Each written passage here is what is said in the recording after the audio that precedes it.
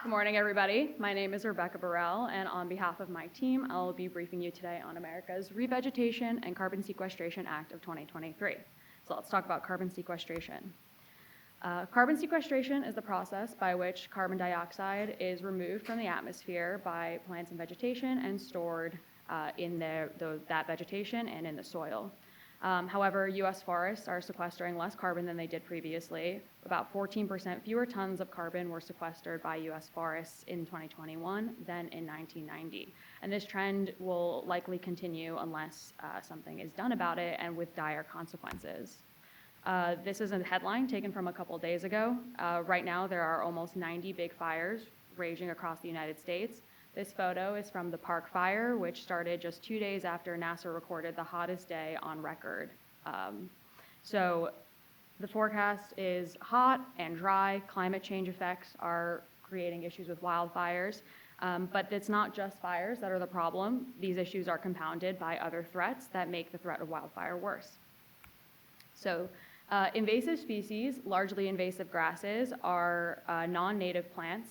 Many of them, such as treegrass, which is pictured here, are extremely well adapted to fire, but they're also very flammable, which means that when they catch fire easily, and when the fire is over and the area starts to naturally revegetate, they germinate first and take resources from the other plants.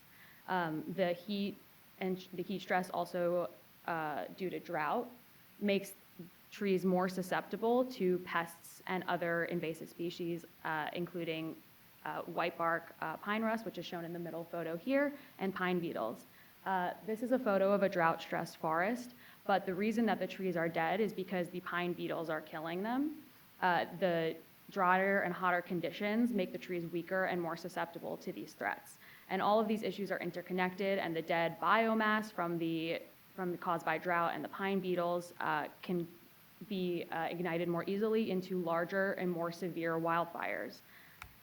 Which creates a forest degradation feedback loop where the effects of climate change, specifically hotter and drier conditions, leads to increased impact from wildfires, pests, and invasive grasses, which leads to forest degradation, meaning that the forest can no longer continue to provide the ecosystem services that it could initially, including carbon storage, so there's a reduced carbon storage potential, increase in atmospheric carbon, and so on and so forth. So this issue will continue to compound itself unless there is some sort of intervention.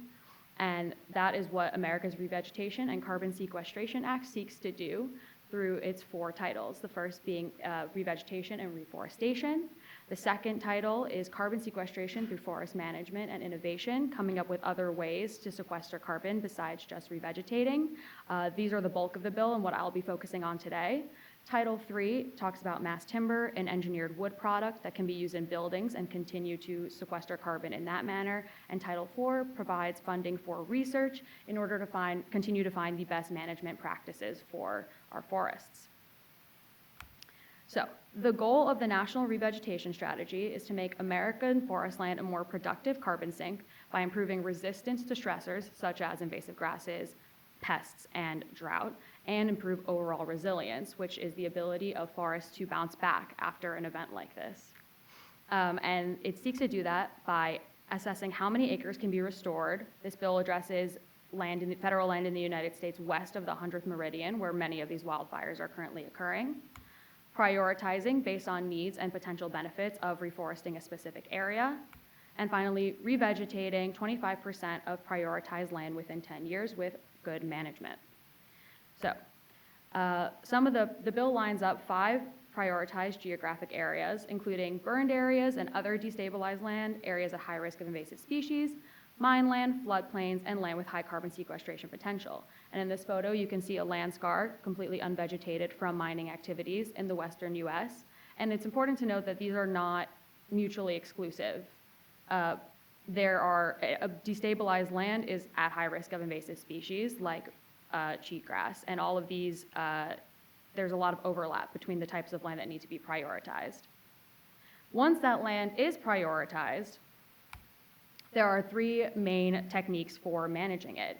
So one of the reasons that fire has been so bad is because of a history of fire suppression policy in the United States, where any fire that started in a forest was immediately put out, and that has led to an increased fuel load.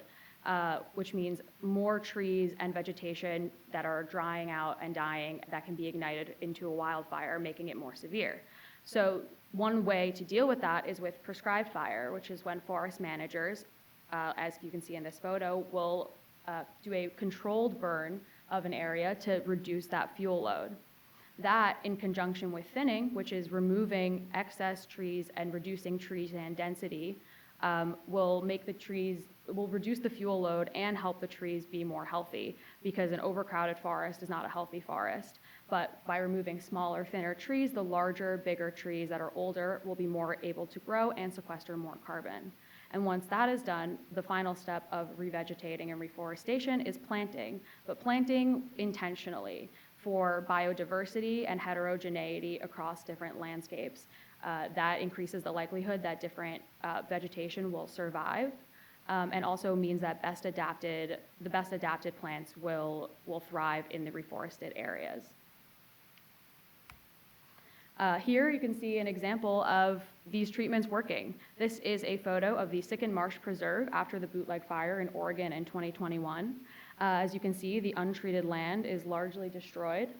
The land that was only thinned, there's some green in there, but the trees are largely brown. It looks quite similar to the drought-stressed forest that I showed earlier.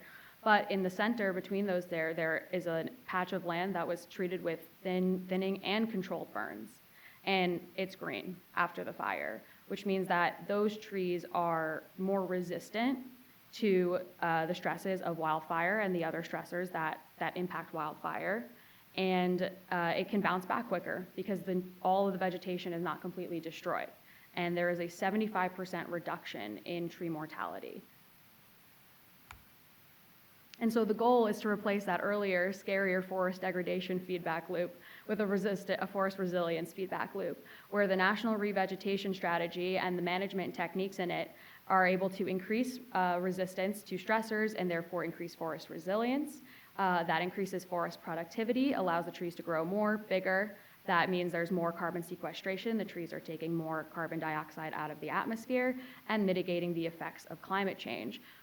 So therefore reducing the likelihood of these stressors harming the trees and forests. But the bill doesn't only focus on carbon sequestration simply through revegetation. It also seeks to develop new financial models for forest products and services.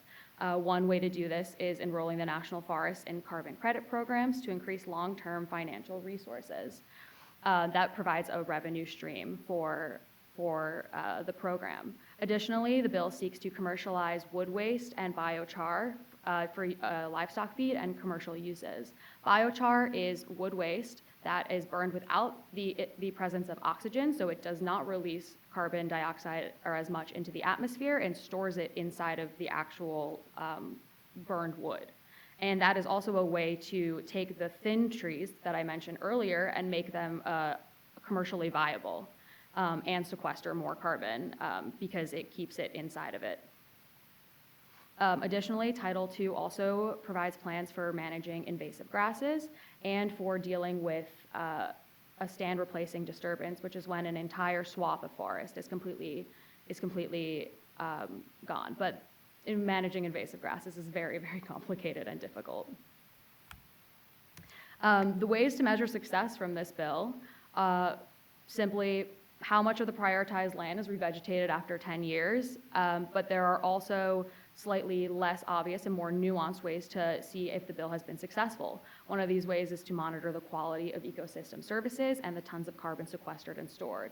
For example, forests prevent runoff and erosion, and so seeing that land is healthier, soil is healthier, and carbon is sequestered and stored is a way to measure whether this bill has been successful. Additionally, they'll track how much national forest land has entered into carbon markets per Title II, and it can map the geographic extent of fires and collect fire severity data. The fires have been more severe because of the fuel load and the other stressors I mentioned earlier, and fewer fires that are less severe are okay. It's okay for the forest to have some fires, but they should be less hot and less intense. So the key takeaways from our bill are that U.S. forests have a high carbon sequestration potential. There's a lot of federal forest land, but they are currently sequestering less carbon than in the past because climate change has intensified the threat of wildfire, pests, and invasive species to forests. Good management can make forests more resilient to these threats and improve their ability to sequester carbon. And monetizing the forest value could offset costs and make appropriate management more financially sustainable, as well as provide other ways to sequester carbon beyond just vegetation. Thank you. Oh, and I would like to thank my team and Dr. Palmer.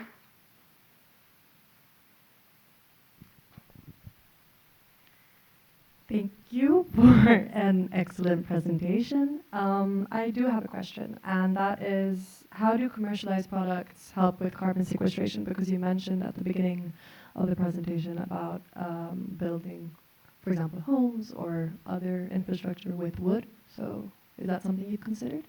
Yeah, so mass timber and biochar are the main sort of commercialized products. Biochar, like I explained earlier, it's burned without the presence of oxygen, so it doesn't release the same amount of CO2 into the atmosphere. And it can be kept within soil for soil structure or in feed additives. Mass timber is a special kind of engineered wood that is strong, but trees, the carbon that is sequestered is literally sequestered inside of the mass of the tree and inside the mass of the wood. And so creating a commercialization plan where there's an incentive to use more wood products in building will help sequester carbon in ways besides just forest land, because we're not going to stop building buildings. Thank you.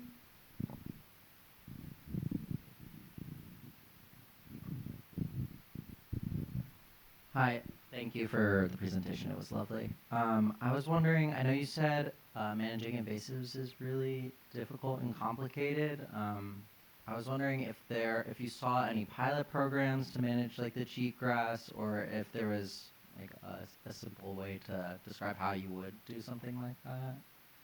There are ways to do it that involve some certain specific types of herbicides, but it's tough to find fully successful examples of that. And it was sort of outside of the scope because invasive grasses are just their own monster to tangle with. Thank you.